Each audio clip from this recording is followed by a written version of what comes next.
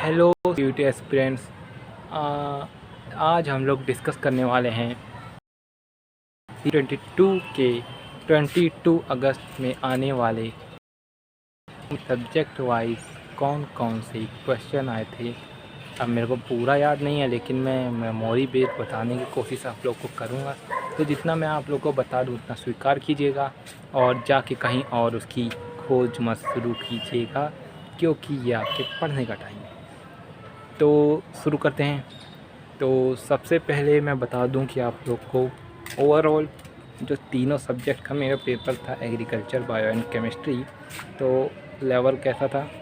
तो मैं बोलूँगा मॉडरेट बोलूँगा। अब सब्जेक्ट वाइज बता देता हूँ। सब्जेक्ट वाइज बायो का इजी टू मॉडरेट, एग्रीकल्चर का भी इजी टू मॉडरेट, लेकिन केमिस्ट्री का थोड़ा मॉडरेट से ऊपर लेवल था। ठीक है, इतना काफ़ी है मेरे लिए। आपके लिए नहीं था, ये मेरे लिए था सब कुछ। तो अब आ जाते हैं कि किस टाइप के क्वेश्चन आए थे। और लेवल तो मैंने बता दिया आपको, यू नहीं था, यूँ भी नहीं था, यू था। तो लेवल आपको पता चल गया, ठीक है ना, कोई दिक्कत होनी भी नहीं चाहिए। तो अब चलते हैं कि क्वेश्चंस का टाइप क्या था, पैटर्न क्या था। तो पैटर्न कुछ यूँ था कि कॉम्प्रिहेंसिव टाइप क्वेश्चन, जैसा कि बताया जा रहा था जितने भी फेसेस हुए हैं उनमें, कि कॉम्प्रिहेंसिव टाइप क्वेश्चंस देखने को मिल रहे थे। वैसा ही मेरे साथ भी हुआ, कुछ अनोखा नहीं हुआ। कॉम्प्रिहेंसिव टाइप क्वेश्चन दबा के देखने को मिली। दबा के मतलब 8 to 10 एग्रीकल्चर में, और लगभग इतने ही एग्रीकल्चर में, इतने ही बायो में, और केमिस्ट्री में मैं कह देता हूँ 5 to 7। इतने ज़्यादा नहीं थे, लेकिन 5 to 7 थे। अब आप लोग सोच ही नहीं सकते कि कैसे केमिस्ट्री में कॉम्प्रिहेंसिव टाइप क्वेश्चन बन सकता है। ये मेरे लिए अनप्रेडिक्टेबल था कि केमिस्ट्री में भी कॉम्प्रिहेंसिव टाइप क्वेश्चन आ सकते हैं। मैंने सपने में भी नहीं सोचा था।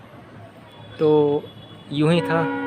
और बता दूँ मैं आपको कि सब में कौन कौन से, नहीं ये भी बता देता हूँ कि बायो में किस टाइप के। चलिए सब्जेक्ट वाइज बता देता हूँ। तो सब्जेक्ट वाइज एग्रीकल्चर में क्वेश्चन आए थे, स्टेटमेंट बेस्ड नहीं आए थे, और असर्शन रीज़न तो एक भी नहीं आया था।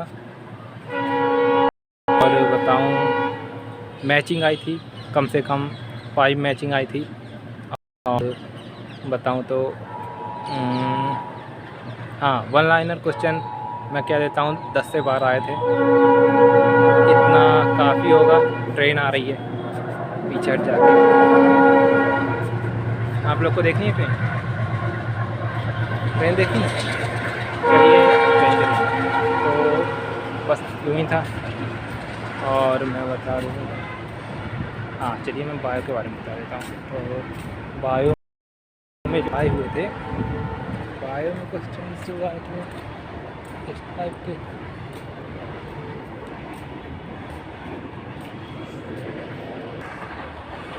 तो एग्रीकल्चर में जो क्वेश्चन आए थे, अब मैं उनके बारे में बता देता हूँ कौन कौन से क्वेश्चन आए थे। तो सबसे पहले आपने फेस 1 में सुना होगा कि टिक्का डिसीज़ के बारे में एक क्वेश्चन आया था, जो कि एक ग्राउंडनट की डिसीज़ होती है। तो ये मैचिंग में आया था कि जैसे डिसीज़ लिखे थे एक तरफ ये लिखा था कि ये किस किस क्रॉप में होती हैं। तो उनमें एक ग्राउंडनट था, और एक वहाँ पे पैडी भी था, और एक वहाँ पे क्या था, अरहर था, अरहर की दाल होती जो, और क्या था, और एक और कोई था, याद नहीं आ रहा। चलिए इतना था। और बता दूं मैं आपको तो, और क्रॉप्स की फैमिली जो होती हैं उनसे भी मैचिंग में क्वेश्चन आए थे। और एक वन लाइनर आया था कि ओलिएसी फैमिली का मेंबर कौन है। तो फ्लावर की होती है ओलिएसी फैमिली, तो उसमें कुछ फ्लावर्स दिए थे नीचे, और उसका आंसर आपको पता है, इससे आप खुश हो जाइए क्योंकि पेपर इसी टाइप का था। और जो कॉम्प्रिहेंसिव टाइप क्वेश्चन आए थे उनमें क्या था कि एक इरिगेशन और ड्रेनेज पे बेस्ड पूरा वो था कॉम्प्रिहेंसन। उससे कम से कम 3-4 क्वेश्चन बने मेरे बड़ी आसानी से। और एक कॉम्प्रिहेंसन था, बेंडिंग करके कोई टॉपिक था, जो कि गुआवा में किया जाता है।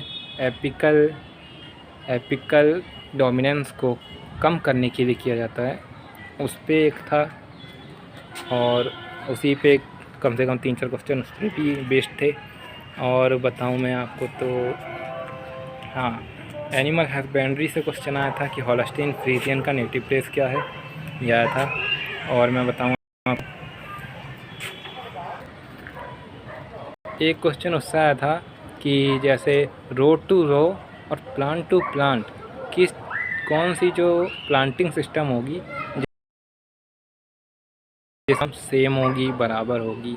जैसे रो टू रो डिस्टेंस एकदम सेम होगी, plant to plant distance same होगी। इसमें 4 ऑप्शन दिए थे, एक ट्रायंगल प्लांटिंग, एक था स्क्वायर, और एक था मेरा हेक्सागोनल था, और एक और कोई होगा, है ना। इसे मैंने छोड़ दिया था ये मुझे पता ही नहीं था, तो मैंने छोड़ दिया, तो स्किप किया मैंने। अब ऐसे भी कुछ क्वेश्चन छोड़ने ही पड़ेंगे भाई, 10 छोड़ने का मौका मिला था, एक तो छोड़ेंगे ना। बाकी आप लोग जो है कि डिसीज़ के बारे में अच्छे से पढ़ लीजिएगा, और उससे ज़्यादा क्रॉप की फैमिलीज़ के बारे में अच्छे से पढ़ लीजिएगा। और जैसे वो जो एक दिया नहीं क्लासिफिकेशन क्रॉप का कि ऑयली क्रॉप कौन सी है, इससे भी क्वेश्चन आया था। ईजी था ये हम लोग को, मतलब हम लोग का लेवल यहाँ और ये यहाँ, तो ये लोग तो बहुत ईजी था। तो ये मैंने कर लिया था, क्लासिफिकेशन से बेस्ड था, जो ऑयल सीड कौन सा है, पल्सेस कौन से हैं, और यही सब था। और क्या था, अब आती है बारी बायोलॉजी की। तो बायोलॉजी में जो है कि 2 से 3 असर्शन रीज़न देखने को मिले।